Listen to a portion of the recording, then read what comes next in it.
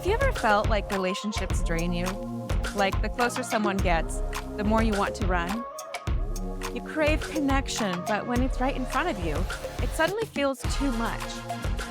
If that sounds familiar, you might be operating from avoidant attachment, and you are not alone. Welcome back to the Attachment Archetype series. If you've been following along, you already know we've covered the overgiver, also known as anxious attachment.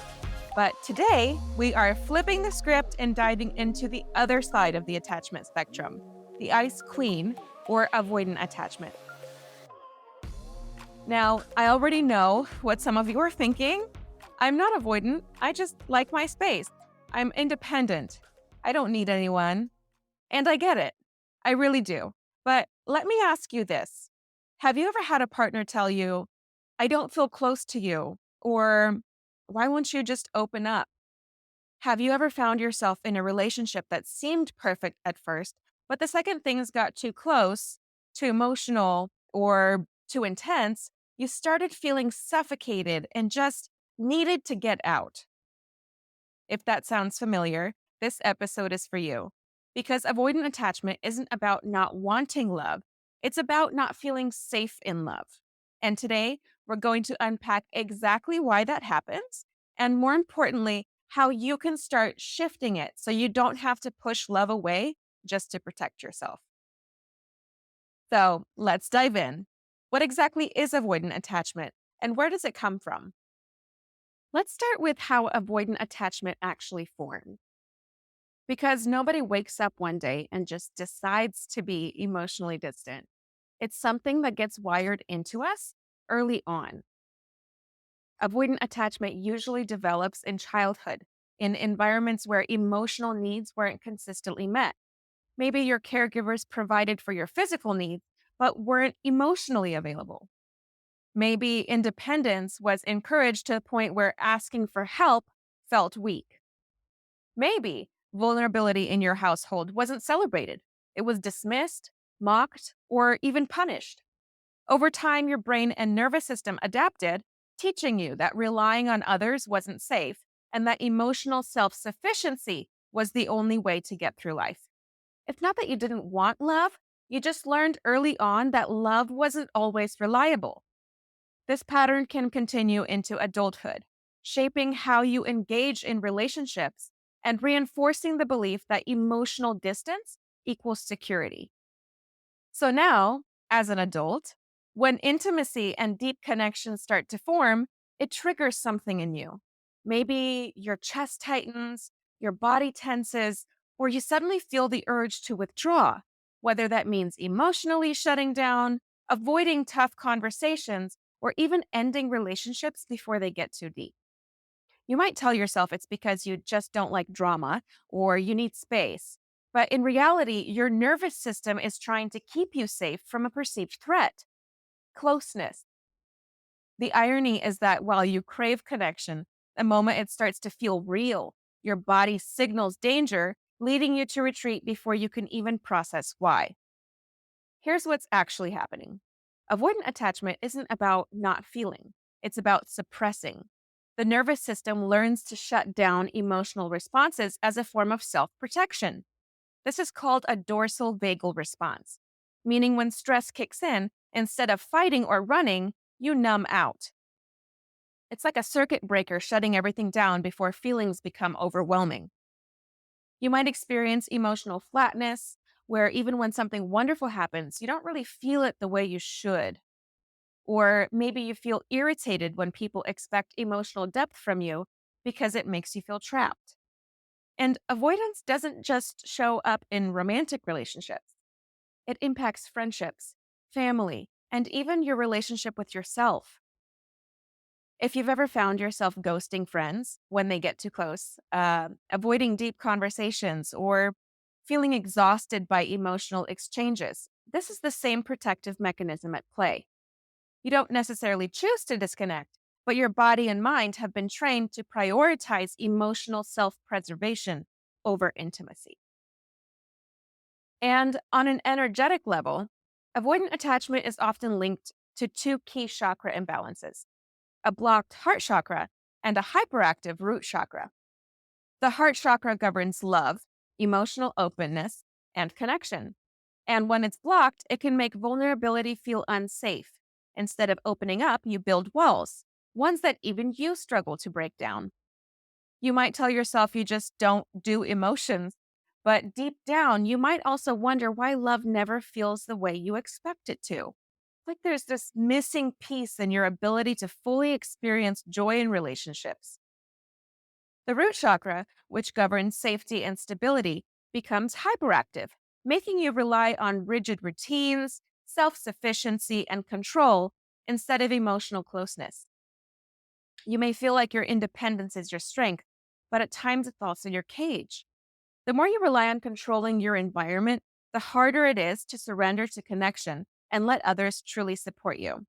And the thing is, your nervous system loves predictability. So even if isolation makes you lonely, it still feels safer than navigating the unknown of deep intimacy.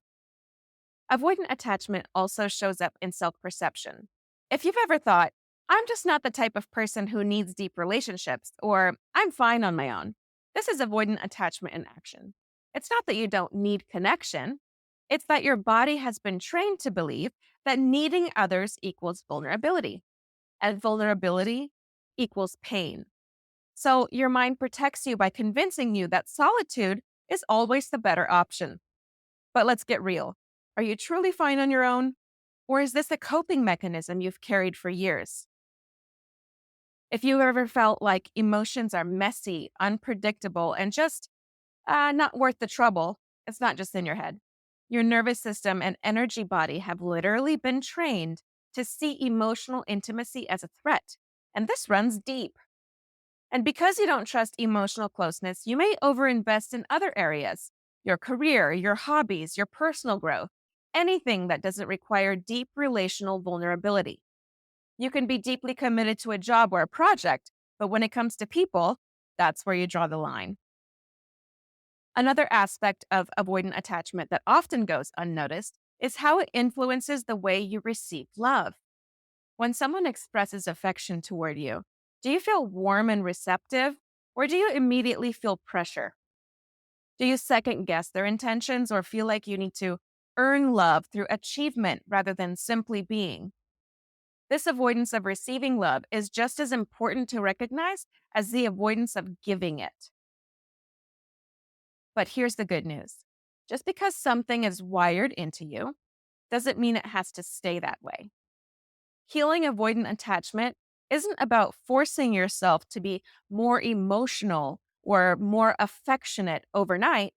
It's about learning how to feel safe in connection, one step at a time. And that's exactly what we're going to talk about next: how this pattern plays out in your relationships and what you can start doing to shift it. If you've been nodding along so far, wondering why relationships always seem to follow the same pattern, you're not alone.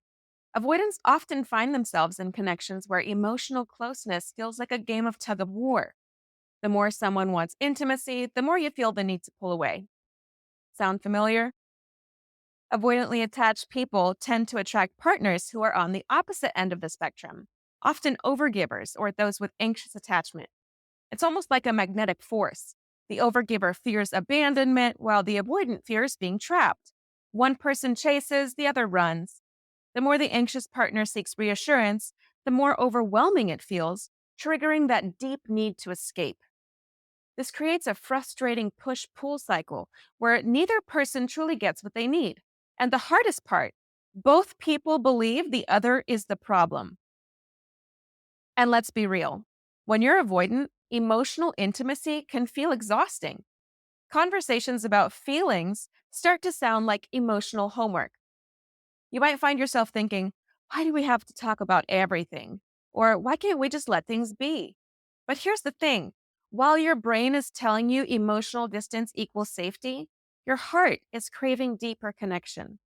That's why, even though you tell yourself you like being alone, there's still a part of you that wonders why your relationships never seem to last or feel truly fulfilling.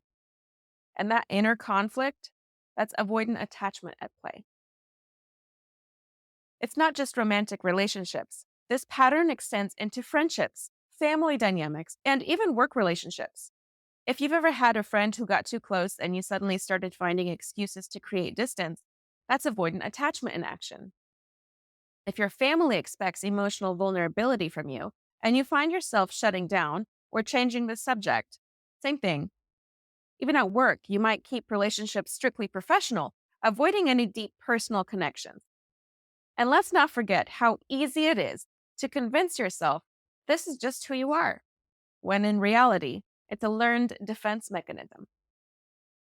Avoidant attachment doesn't just affect how you respond to others, it also affects how you see yourself. Over time, avoidance can lead you to believe that you're just not built for relationships or that love isn't for you. You might pride yourself on being independent, but deep down, there's often a sense of loneliness that lingers, a quiet longing for connection that feels just out of reach.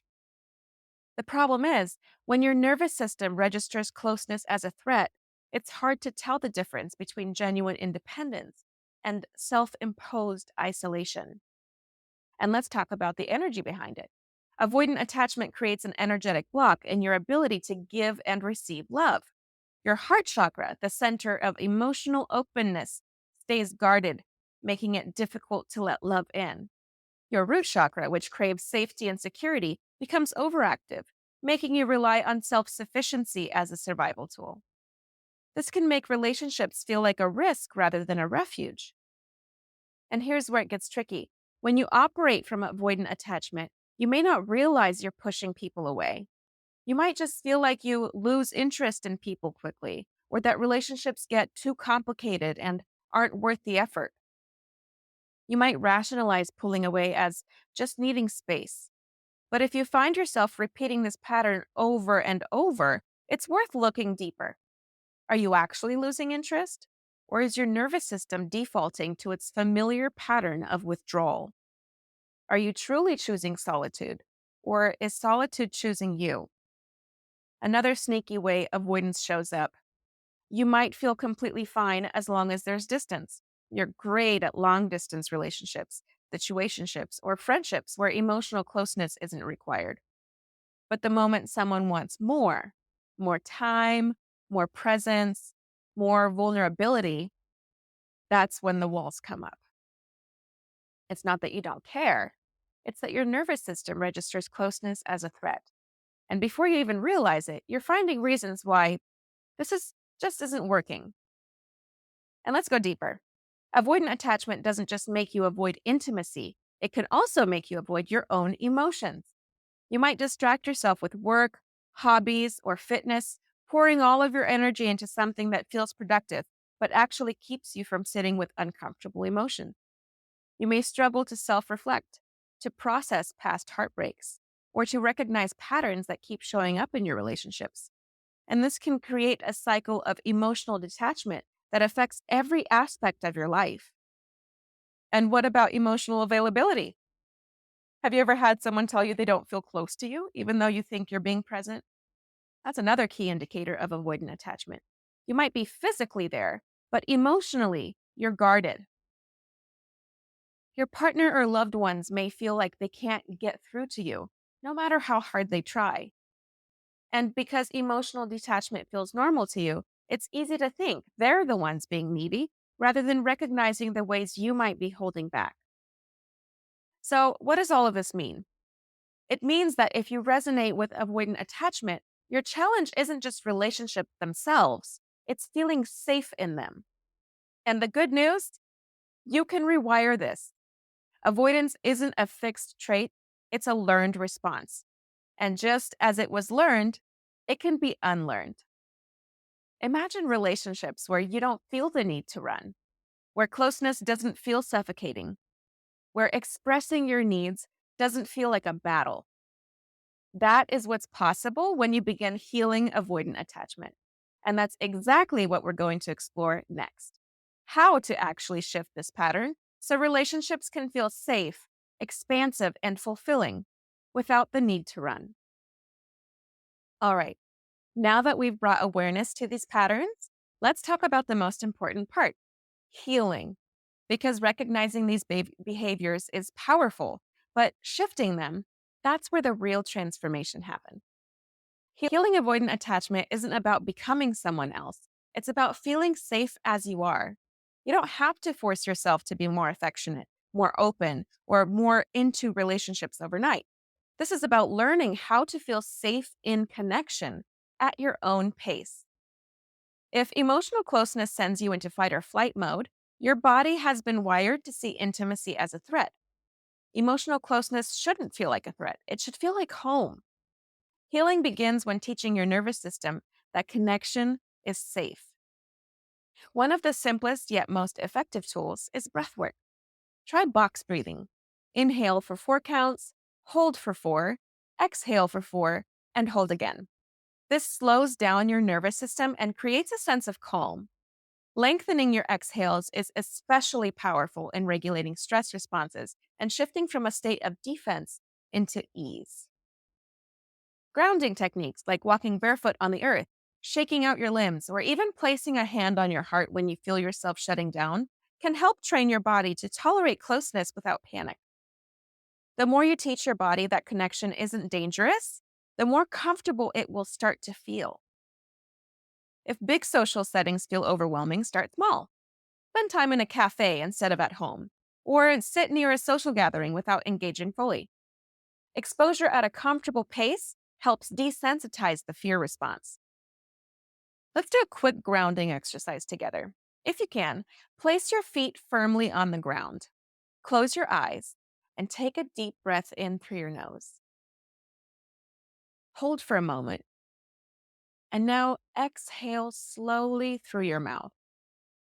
Imagine your breath pulling you into the present moment, into safety. Repeat this 3 times, allowing yourself to settle. Your body deserves to feel safe in love, not just your mind. Somatic practices are also powerful tools. Try tapping on your collarbone while repeating, I am safe in connection. The butterfly hug, where you cross your arms over your chest and gently tap your shoulders, helps regulate your emotions and bring a sense of safety back into your body. Even something as simple as wrapping yourself in a self hug and breathing deeply can signal to your nervous system that closeness is safe. Avoidant attachment often creates an energetic imbalance. We talked about this. Your heart chakra, the center of love and emotional openness, stays blocked, while your root chakra, which craves safety, becomes overactive. This means you lean on self sufficiency at the cost of emotional closeness. Love does not take, it expands you. A powerful practice: heart opening affirmations. Even if it feels awkward at first, try saying, it is safe for me to love and be loved. I am open to receiving love without fear. Love does not take from me, it expands me. Notice what comes up when you say these words. Do you feel tension, resistance? That's okay. Awareness is the first step. Another energetic reset: visualization. Picture a warm golden light surrounding your heart space, gently softening the walls you've built. See it expanding, allowing love in without fear. Let your body get used to the idea of emotional safety. Let that warmth sink in, knowing that love and security can exist at the same time. If this feels difficult, start with imagining warmth in your chest without labeling it as love. Let your body get used to experiencing comfort without defense. For the root chakra, which governs security and stability, grounding practices are key. Safety comes from within, not isolation. Try visualization exercises where you imagine strong roots growing from your feet into the earth, anchoring you in safety. Affirm, I am safe in my body. I am secure in connection. I trust that I can balance independence with closeness. When you feel the urge to retreat, remind yourself that stability comes from feeling grounded, not from emotional distance. The goal isn't to remove your independence, but to expand your ability to be supported while maintaining it. Avoidants often equate love with losing their autonomy, but independence is beautiful. And so is connection. Healing requires shifting from I am safest alone to I am safe in connection. Daily self worth practices help to internalize this new belief system. One practice, speaking self affirmations that reinforce your worth outside of hyper independence. Try statements like, I am worthy of love just as I am, or I am lovable even when I am vulnerable. The more you say it, the more your body will start believing it. Another shift, engaging in activities that bring joy and fulfillment in a way that fosters connection rather than reinforcing isolation. This could mean choosing group activities like a creative class or a gentle social setting where you're around others but without pressure. Even self care can be approached differently, spending time in a community setting like a yoga class or a book club instead of always opting for solitary routines. The key is to allow safe, low pressure interactions that help rewire the belief that connection is overwhelming. For avoidance, boundaries can feel like a double edged sword. Boundaries aren't walls, they're bridges. You may have rigid walls instead of flexible boundaries, keeping people too far away rather than allowing connection in a way that feels safe. One way to shift this is to start practicing low risk emotional sharing. Instead of shutting down, try expressing small personal thoughts or feelings to someone you trust. It doesn't have to be deep, just enough to build tolerance for that emotional closeness. Here are a few real world scripts you can use when setting boundaries while still fostering connection. When you need space, I really value our time together, and I also recharge best when I have alone time. Can we plan to connect again in a few days? When someone wants to go deeper emotionally than you're comfortable with, I appreciate you sharing that with me. I need some time to process before I respond because I want to be fully present in our conversation. Or when you're feeling overwhelmed and need to step back, you could say, I'm feeling a little overstimulated right now, but I want to continue this conversation later when I can really focus. Can we revisit it tomorrow?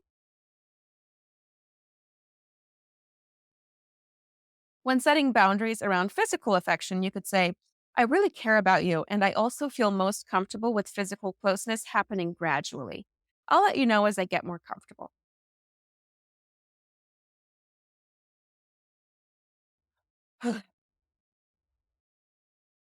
Healing doesn't happen all at once, but every step you take matters. Healing doesn't happen all at once, but every step you take matters.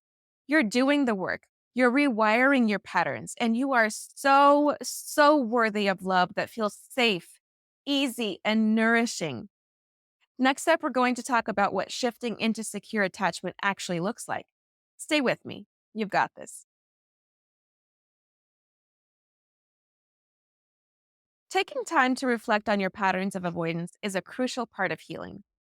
These journal prompts will help you gain clarity on where you may be shutting people out and how to shift towards safe, fulfilling connection. Number one, where in my life do I keep people at a distance, even when I crave connection? Identify relationships, situations, or dynamics where you feel yourself pulling away. Notice if this pattern shows up in romantic relationships, friendships, family, or work settings, or all of the above. Reflect on what thoughts or fears come up when someone tries to get close to you. Number two, what am I afraid will happen if I open my heart fully? Explore the fears that arise when considering emotional vulnerability. Do you fear losing independence, being hurt, or feeling trapped? Consider whether these fears are based on past experiences or present realities. Number three, how can I start allowing emotional support from others while still feeling in control? List ways you can practice receiving care, reassurance, or help from people you trust. Identify small steps you can take to practice interdependence while maintaining autonomy. Reflect on how allowing support might actually strengthen your independence rather than weaken it. Number four, what does my heart and root chakra energy feel like right now? Tune into your body and notice any sensations in your chest and lower abdomen. Does your heart chakra feel tight, closed, or numb? Or does it feel warm, open, and expansive? Does your root chakra feel hyperactive, rigid, overly independent, or underactive, insecure, unstable? Journal about what you intuitively feel and what this might reveal about your ability to feel safe in connection. Number 5, where in my life do I need to soften and where do I need to stand firm? Identify areas where you may be shutting people out unnecessarily. Consider where you need to hold your boundaries while still allowing closeness. Visualize what balanced, healthy connection would feel like and what actions you can take to embody that shift. These prompts are meant to deepen your awareness and guide you toward healing. Take your time exploring them and be gentle with yourself as you uncover new insights.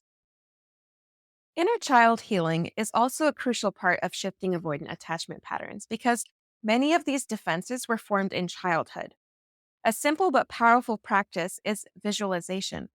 Close your eyes and imagine yourself as a child, maybe 5 or 6 years old. See them standing in front of you, looking up with wide, hopeful eyes. What do they need to hear? Place a hand on your heart and tell them, you are safe. You don't have to do it all alone. Love is safe when it's with the right people. Imagine giving them a hug, letting them feel the warmth of your acceptance. This practice helps rewire the belief that love is dangerous and teaches your nervous system that connection can feel nurturing, not threatening. Healing doesn't happen all at once, but every step you take matters. You're doing the work, you're rewiring your patterns, and you are so, so worthy of love that feels safe, easy, and nourishing.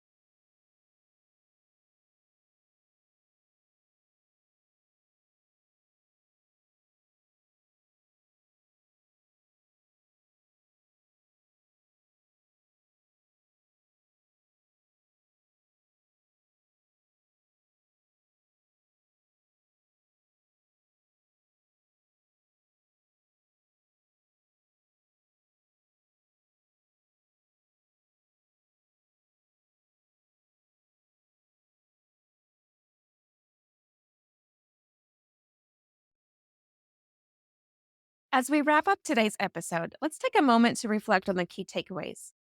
The Ice Queen, or avoidant attachment style, is rooted in deep seated patterns of emotional self protection.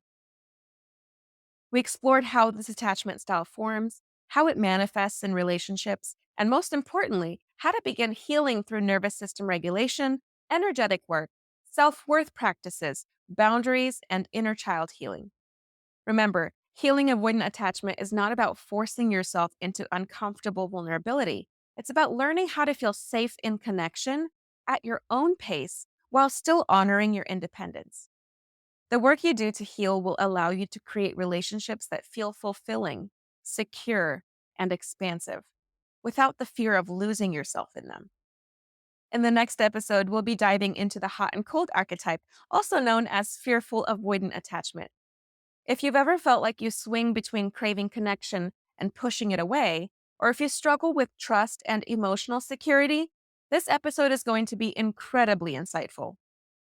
If today's episode resonated with you, I invite you to connect with me on Instagram at dianafager.coach, where I share more insights, healing techniques, and personal reflections. You can also check out my free attachment healing guide to start integrating these practices into your life. Link is in the show notes. And if you're ready to go deeper and truly transform your relationships, I want to introduce you to Healing Her, a relationship reset, my signature coaching program designed for women who are ready to break free from unhealthy patterns, release emotional wounds, and step into secure, thriving relationships. In this container, we work closely together using a blend of all the healing methods I mentioned in the podcast. So if you desire one-on-one attention, support, and accountability, you can get that in Healing Her. We'll use a combination of nervous system healing, energy work, and mindset shifts to help you feel safe, empowered, and deeply worthy in love. If that sounds like the support you need, I'd love for you to book a call and explore whether this is the right next step for you. Thank you for being here, for doing this work, and for choosing to show up for yourself. Until next time, remember, love isn't something you have to protect yourself from. True security comes from allowing yourself to experience connection without fear, knowing you are already worthy of love just as you are.